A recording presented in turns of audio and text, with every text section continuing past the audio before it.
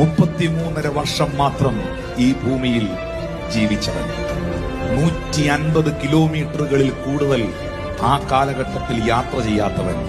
University ബിരുദങ്ങളോ സർട്ടിഫിക്കറ്റുകളോ കയ്യിലില്ലാത്തവൻ.